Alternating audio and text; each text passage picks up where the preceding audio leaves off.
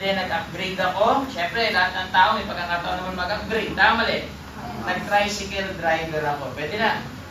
Nag-upgrade ako ulit. Nag-construction worker ako. Pwede na. Kaya lang, hindi ako nagtagal doon. Saglit lang. Bakit? Na-realize ko masyado akong guwapo para may construction. Okay? Nag-upgrade lang ulit ako. Within those period, isa lang nare-realize ko, kahit ikaw pinakamasipag na tao sa buong mundo, hindi ka pala yayaman. Naniniwala ba kayo? Yes. Ang una ko kasi trabaho, tindero butigero 2 pesos per hour. Ibig sabihin, kung kami ni Sir ay magkatrabaho, dodoble ko yung sipag ko sa kanya, magiging 4 pesos pa ako? Hindi. So, ibig sabihin, ang pagyaman, hindi nakataya sa kasipagan kasi fix ang kita mo eh. Tama rin. Dapat yung sipag mo, ilagay mo doon sa bagay na lalaki pa kasi hindi ka nakadepende sa oras kundi doon sa trabaho ibibigay mo. Tama rin. Kaya nag-tricycle driver ako. So, sa pagka-tricycle driver, 24 hours meron tayo sa isang araw. Tama rin. Gusto mo kumita ng malaki, buong 24 hours akong bumiyahe. Eh kasi na-realize ko, pag masipag, pampaya mo doon, hindi ako natulog. Yun nga lang, kinabukasan, tingin niya, makakabiyahe pa ako. Kailangan ko rin magpahinga. So, na-realize ko, hindi na nakakayaman yung ganung bagay. Pero marami akong pasaya, nakikita ko maganda ng suot. Mga naka-neck as tie, mga naka-long as sleeve. Sabi ko, gusto ko yun. Yun pala, graduate sila ng pag-aaral. So, pinilit ko pong makapagtapos ng pag-aaral. Mabait si Lord, binigyan niya akong trabaho. Anong trabaho? Yung trabaho na pasukan ko, doon ako nagtagal ng 6 na taon. Bakit hindi? Biro mo, libre uniform. Naka-aircon, di na ako nainitan. Libre pa kami pagkain. Pagpasok ko sa pinto, babatiin lang kita. Good morning, welcome to McDonald's. Nakakain na ba kayo doon? Yes. 6 years po ako doon naging crew. Yun ang nagpatapos sa akin ng high school and college. Graduate po ako ng PUP kung narinig ka na. Kapital ba kayo sa PUP? Yes. Pampubliko ang universidad na pampubliko. Parang ayaw niwala na sir. Hindi naman daw ang English natin. Purman's University of the Philippines. PUP. Tama rin. Anong tinapos ko doon? Siyempre, yung pinakamalaking gumawa ng pera. Ako naniniwala ko, lang ang tawag sa kwarto, gusto kumita ng malaki. Tama rin. Yes. Noong nag-aaral ako, yun ang agad na sa utak ko. Anong kurso? Pagka-graduate, malaki ang kita. So, ang pinasok ko po, paggawa ng shabu. Di ba malaki ang kita doon? Yes. Video pa na tayo. Joke lang, Mr. President. PS Chemist 3. Chemist. Ganun din naman paggawa ng shabu kung iligal. Tama rin. Yun nga lang, pagka-graduate ko, nag-apply ako sa mga laboratorio, maliliit lang yung offer. 8,000, 12,000. Pinakamalaki na yung R&D department, 15,000. So, hindi ko po minaster, hindi ko pinuntahan yun. Nagpunta ako saan? Sa Makati. Ano meron sa Makati? Sa araw tulog, sa gabi gising. Anong trabaho yun? Call? Sa mga makatingin na mga to.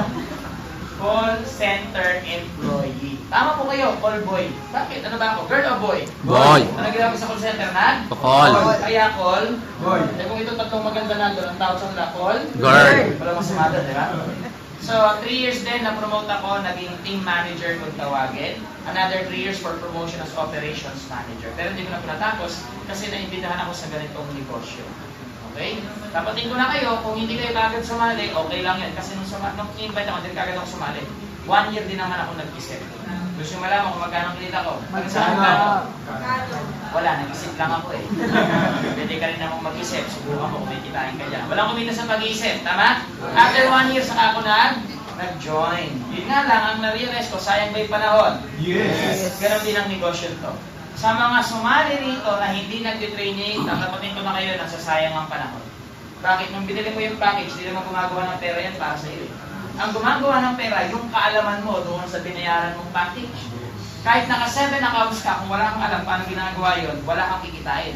Kahit naka single account ka lang, pero may alam ka, doon ka ngayon kikita. Tama rin. Kaya naniniwala ko, kaya kayo nandito kasi gusto nyo matutunan yung negosyo. Tama rin. Right? So, ang second part ng training is natawag ng prospecting training. May konting tip na ako ibibigay sa inyo bago tayo mag-start. Okay lang? Yes. Ayon sa pag-aaral, lahat ng umatid ng mga learning activities, training seminars, ang mga nakikinig lang, hindi nagsusulat. Normally, after 2 to 3 weeks, 5% na lang na rin natandaan nila. Pero yung mga nagsusulat, 50% natatandaan nila. Okay? So, ayon sa pag-aaral, lahat ng mga nagsusulat, 50% natatandaan nila. Yung mga hindi nagsusulat, less than 5% na lang. So, hindi ko na ulitin, yung mga tatamad-tamad dyan, hindi ibig sabihin lahat ng sinasabi ng speaker sinusulat, mali yun. Sana nagpa-kopya na lang ako, no? Yung mga bagay lang na may dating na alam mo kailangan mo yung alam mo na narinig mo, yun lang yung isusulat mo. Huwag mo isulat lahat. Okay? So, ready na ba kayo makinig? Yes! Alright. Question, bakit kailangan mag-invite? Well, naniniwala ko kasi gusto mong magkaroon ng time and financial freedom. Tama mali? Tama. Kaya lang, bago marating ang bagay na to, meron ka munang kailangan gawin. Ano yun? Number 1, kailangan kang mag-duplicate. Anong kailangan gawin? Duplicate. Question, paano ko mag-duplicate sir? Kailangan ka na tinatawag nating manpower. Ano po ba sa Tagalog ng duplicate? Pagpaparami. Tama? So, paano mo maparami sarili mo kung wala kang magiging business partner? Ang tawag mo doon, manpower. Ang tanong, paano ka magkakaroon ng business partner or manpower? Kailangan mo silang imbitahin. Tama? Hindi naman pwede sumali ka rito, titigan mo lahat ng tao, lalapit na sa'yo, sali ako sa'yo. Anong alam nila doon? Tama mali? So, kailangan matuto ka mag-invite para magkaroon ka ng business partner na matuturuan mo. Pag natuto, magkakaroon ka ng duplication, papunta ka ngayon sa time and financial freedom. Naintindihan? Yes! Alright. So, ano ba ang goal pag tayo ay nag-i-invite? Simple lang. Para Share. Para mag-ano? Share. So, ibig sabihin, madali lang palang mag-invite kasi ang gagawin mo lang, mag-share. Tama mali? Tanong, marunong ba kayo mag-share? Yes! Pagising sa umaga, anong paborito i-share? Buhay ng may? Buhay. Buhay ng kapit? Bahay. Anong madalas nakukuha? Bahay. Saan ka nadaputin? Barang? Gay. Pag-usapan natin idea, nagkaroon ka pa ng tinatawag na hanap? Buhay. Di-master mo na pala to. Tama mali? Tama. Actually, sa Facebook, trabaho mo na yan. Di mo lang napapansin. Paano yun? Dati, pagka may masarap na pagkain sa harap mo, bago kumain, magdadasal. Tama mali? Magdadasalan yan. Tama mali? Ngayon, bawal yun namin yung pagkain ng ganila binibigyan. Siguro mo nakakain sa ganda. Tama? Yung mga kaibigan mo, gutom na, ikaw, teka lang, wala mo nakakain. Tama mali? Good news, kumakain na sila ito, nagpo-post ka pa, nag-aantay ka na mag-like, like mo, saan yan? Hindi nyo alam, nag-share na talaga kayo. Alam nyo ba yun? Yung iba nga, kakagising pa lang eh. I woke up like this. Tama mali?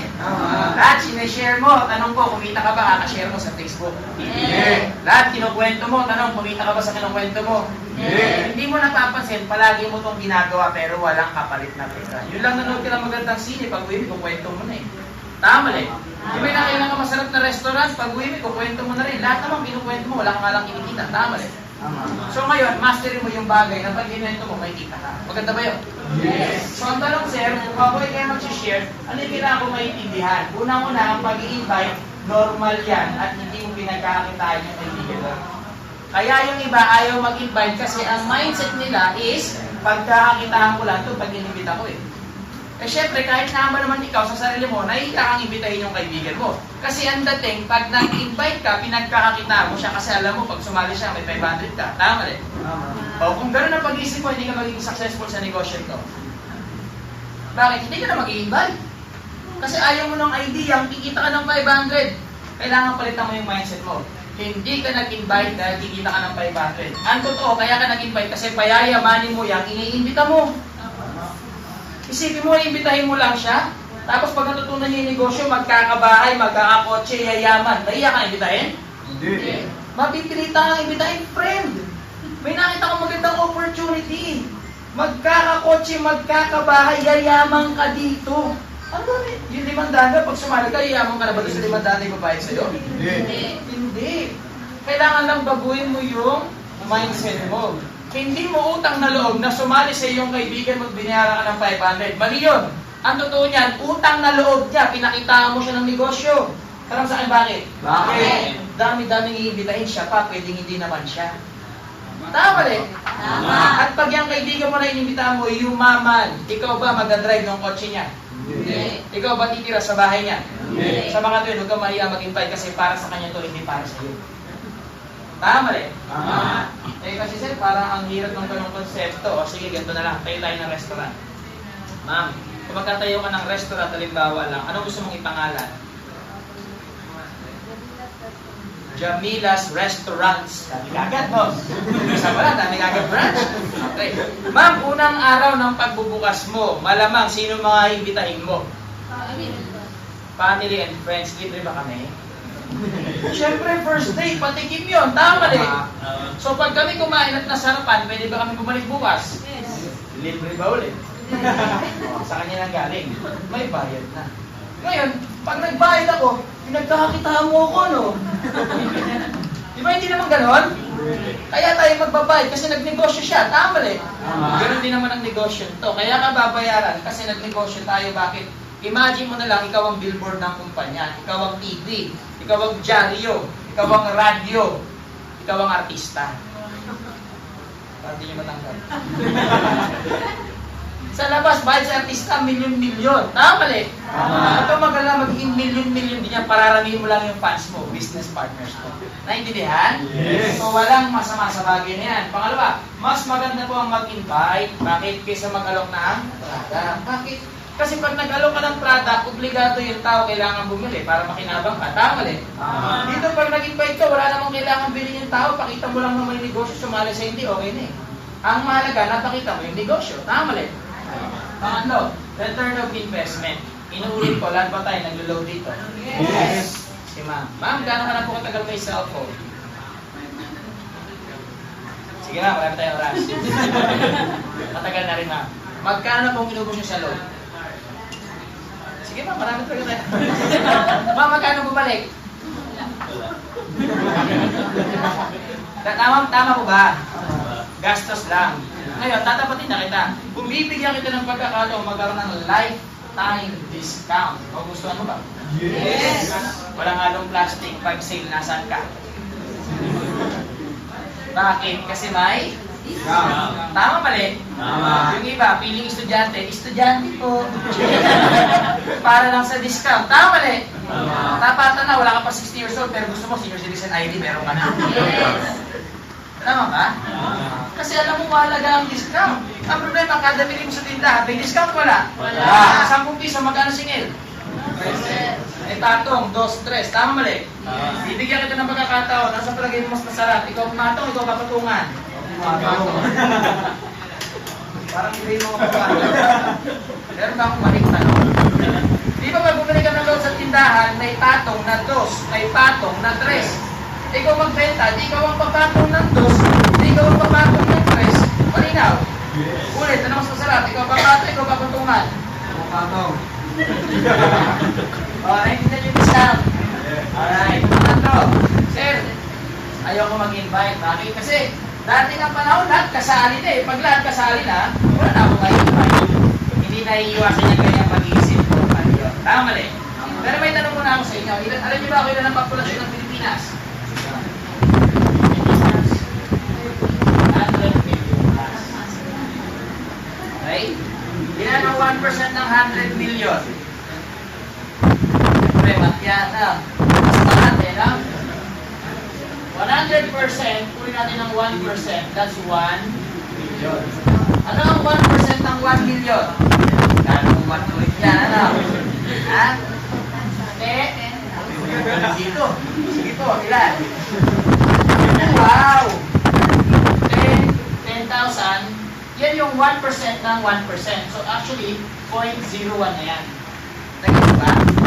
Kaya ang tanong, ilan ang mga member ni ADL? Nasa 5,000 pa lang po tayo. So ibig sabihin, nasa kalahati pa lang tayo na wala pa nga eh. Kung sino tayo pangalan tayo eh. Magkas yan eh. Ang dami zero. Kabalin pa, no? Kung sana kung pera, pag gano'n, madali. Ang ibig sabihin ko, inisip mo ka yung saturation, wala na sila eh. Wala ka pa sa 1% ng 1%. Inisip mo agad saturation. Tama ba? Tsaka inisip mo saturation na sa sabi. Eh, may tanong muna ako sa'yo. Taon-taon ba may gumagamit sa school? Yes. Araw-araw ba may nawawalan ng trabaho? Yes. Gabi-gabi ba may gumagawa ng bata? Yes. Kasi yung problema mo yan. Naintindihan? Yes. Sir, kasi sa ganyang negosyo, yung tok-tok lang po kumikita eh. Kaya ayoko na mag-invite. Bakit? Kasi pag ganitong panahon, wala nang kikita yung mga nasa ilalim kasi tok-tok lang ang kumikita dyan. So, ang sinasabi mo sa akin, parang ganyan. Ang networking and pyramiding. Tama. Okay. Ang networking ay hindi pyramiding. Talaga, sir, patunayan mo nga. Unang-una, pareho ba na style eh? Hindi magkaiba yan. Ha? Intindihin natin. Guys, Sabi nila, ayaw nila ng ganyan kasi yung tuktok lang kumikita. Sa isang kumpanya, ang pinakamataas, CEO. Sila sila ng CEO. Vice President, marami yan. Pasimple natin, internal, saka external. Sila sila ng Vice President. Sige, manager. Hindi natin mga boy natin. Hindi mo kailangan talino rito eh. Sila sila ng manager. Sila sila ng supervisor. Kaya?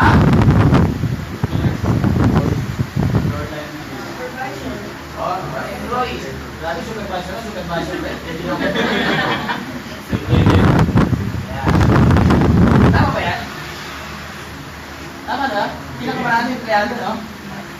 Sabi mo, ayaw mo sumali rito kasi yung pinakamataas ang kumikita. Tama ba rin? Tama. Ang tanong mo, nasaan ka ba sa kumpanya nyo?